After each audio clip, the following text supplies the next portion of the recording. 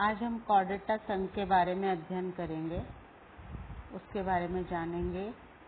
जो ये कॉर्डेटा संघ है, ये जंतु जगत का अंतिम संघ है। वर्तमान जानकारी के आधार पर हम देखें तो 30 संघ ज्ञात किए गए हैं। इसको जो कॉर्डेटा संघ है, जो अंतिम माना जाता है जंतु जगत का संघ, उसको बाल्फोर ने 1880 में ज्ञात किया था। इस संघ की जो उत्पत्ति थी वो दो यूनानी शब्दों से हुई थी, chorda and Etah. Chorda means होती है मोटी रस्सी और एटा मीन्स होता है या अर्थ होता है इसका रखना। ऐसे जंतु जो एक रस्सी नुमा मोटी रचना पाई जाती है, जिसे नोटोकॉर्ड कहते हैं, यदि वो पाई जाए जंतु में तो उन्हें हम संघ कॉर्डेटा में रखते हैं। यदि ये जंतुओं में नहीं पाई जाए नोटोकॉर्ड, तो उसे हम नॉन कॉर्डेटा में रखते हैं। ये टैक्सोनॉमिस्ट के अनुसार जो जंतु जगत में 20 लाख जातियां जो है इस भूमंडल में पाई जाती है। 95 से 97% तो नॉन कॉर्डेटा हैं और 3 से 5% जो है वो कॉर्डेटा संघ के जंतु हैं। कॉर्डेटा संघ में यदि हम देखें तो सबसे बड़ा व लंबा प्राणी जो है वो ब्लू व्हेल है, अर्थात वेलनोपटेरा मस्कुलस है। उसकी यदि लंबाई देखी जाए तो वो 35 मीटर है और उसका वजन जो है वो 120 टन के करीब है।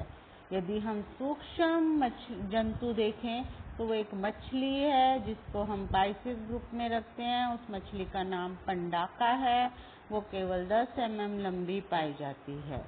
ये जो कॉर्डेटा है, इसमें टैक्सोनॉमिस्ट ने इन कॉर्डेटा को 3 मूलभूत लक्षणों को यदि पाए जाएंगे तो उन्हें हम कॉर्डेटा संघ में रखेंगे।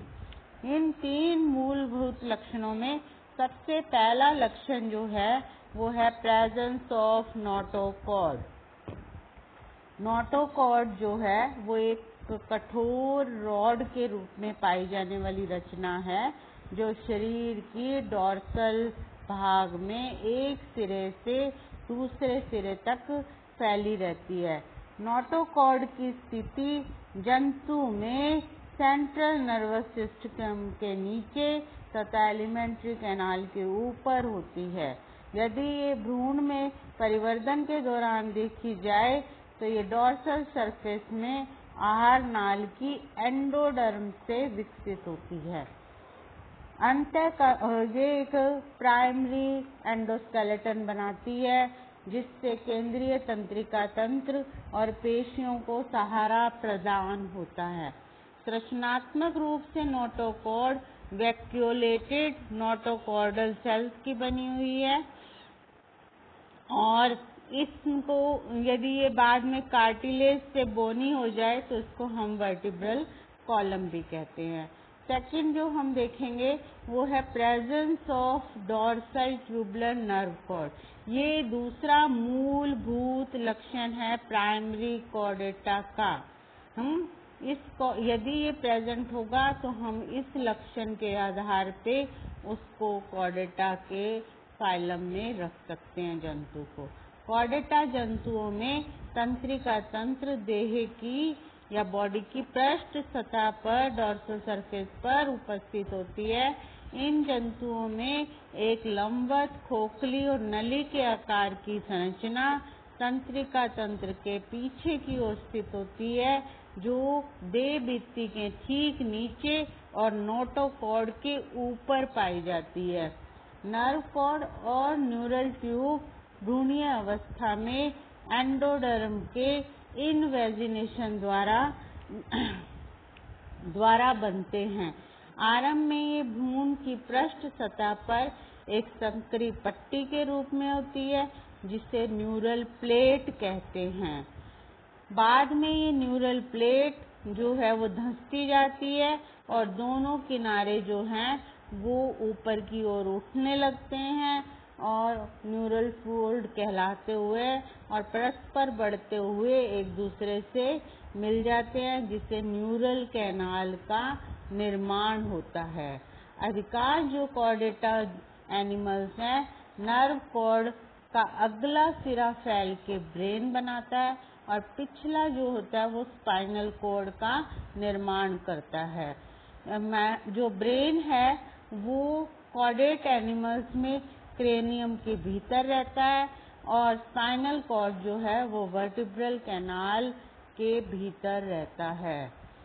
अब हम थर्ड जो प्राइमरी कॉर्डेट कैरेक्टर है उसको या मूलभूत लक्षण है वो है presence of pharyngeal gill slits, अर्थात ग्रसनीय क्लोम दरारों की उपस्थिति।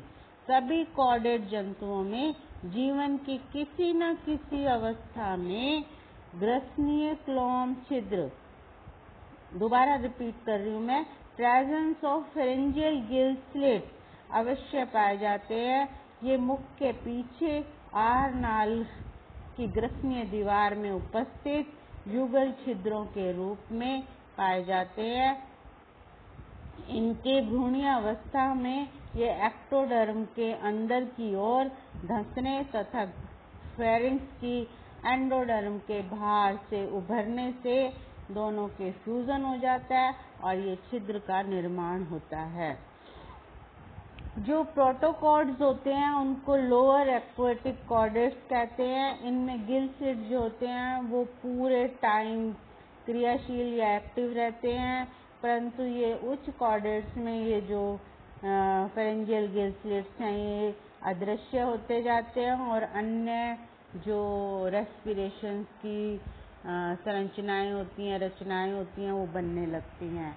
इसी 3 प्राथमिक लक्षणों के आधार पर हम कॉर्डेट जंतुओं को प्रारंभिक भ्रूणीय अवस्था में तो अवश्य देखे जाते हैं, परंतु ये जो लक्षण है बाद में मॉडिफाइड हो जाते हैं, इनविजिबल हो जाते हैं या पूर्ण रूप से भी अदृश्य हो जाते हैं और या किसी और रचना में रूपांतरित हो जाते हैं।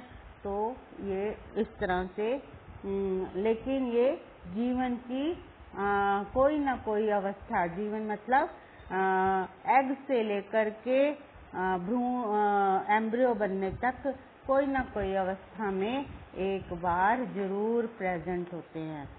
यदि हम कॉर्डेटा को क्लासिफाई करें तो कॉर्डेटा जो है वो 2 सबफाइला में डिवाइड किया गया है, एक क्रेनिएटा और क्रेनिएटा। ए शब्द जहाँ पे भी हमारी डिक्शनरी में आता है उसका मतलब है absent, Craniata means cranium, skull absent, जिसे प्रोटोकॉर्डेट्स भी कहते हैं।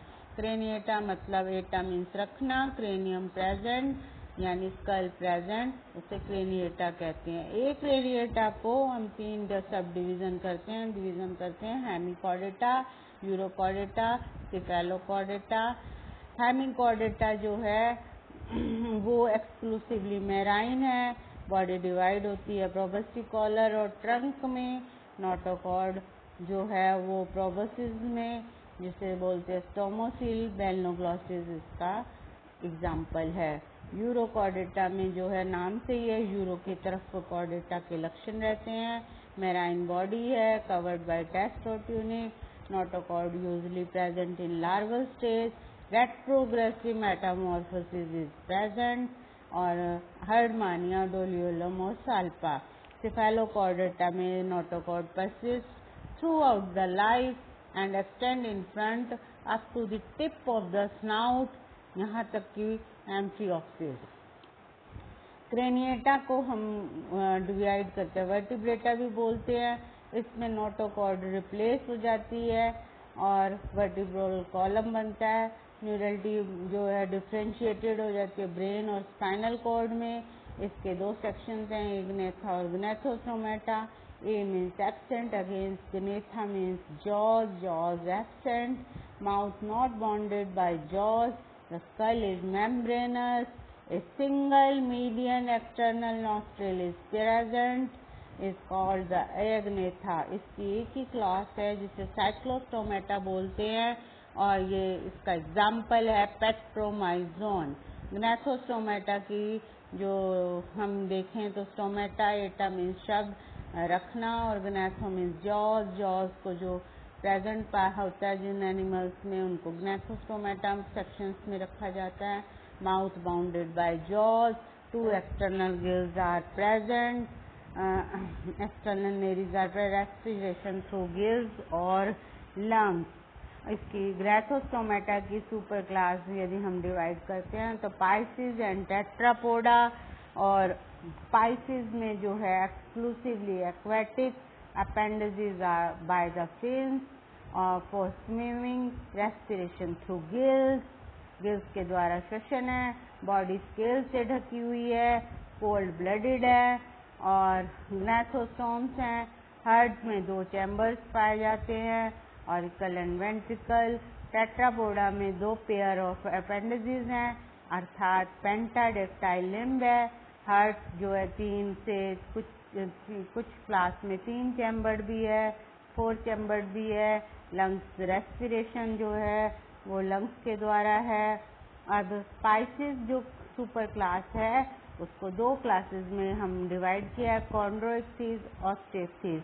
इन्हीं के नाम में, शब्दों में ही छुपा हुआ है अर्थ। Chondro means cartilage, ichthys means fishes, osteichthyes का मतलब ऑस्टी मतलब bony and the ichthys again the fishes. ऐसी फिशेज जो बोनी होती हैं, ऐसी फिशेज जो कार्टिलेज की बनी होती है उन्हें कॉन्ड्रोइक्थिस कहते हैं। इनमें माउथ वेंट्रल होता है, टेल जो होती है हिट्रोसर्कल होती है, स्केल जो होते हैं प्लेकॉइड्स होते हैं। 5 to 7 पेयर नेकेड गिल्स पाए जाते हैं।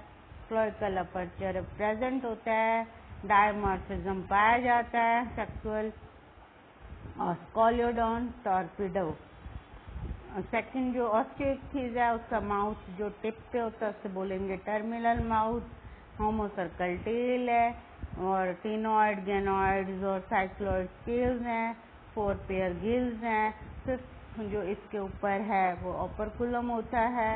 एनस इसमें पाया जाता है। जेनाइटल एपर्चर सेपरेट होते हैं। Sexual dimorphism present. Labio and कतला। टेट्रापोडा जो क्लास है एम्फीबिया, रेप्टिलिया और एवीज और मैमेलिया में डिवाइड की गई है। एम्फीबिया जो एनिमल्स हैं फर्स्ट एनिमल्स हैं जो कि लैंड पे भी लैंड और वाटर में दोनों में रह सकते हैं। और एम्फीवर्डी होता है बोथ कोल्ड ब्लडेड हैं और ड्यूअल मोड ऑफ लाइफ है। नो एक्सोस्केलेटन है। रेप्टाइल जो होते हैं वो क्रीपिंग वर्टिब्रेट्स होते हैं और फर्स्ट लैंड वर्टिब्रेट्स हैं जो इंडिपेंडेंट रहते हैं, जिनमें वाटर्स में जाने की आवश्यकता नहीं है। एविस जो हैं वो 4 लिम्ब जो modified into the wings. Mammalia में मेमरी ग्लैंड्स हैं, हेयर्स प्रेजेंट हैं, पिन्ना प्रेजेंट है, external pinna. This is the character of the mammalia and the chordata. Now the complete the outline of the classifications, and thank you so much.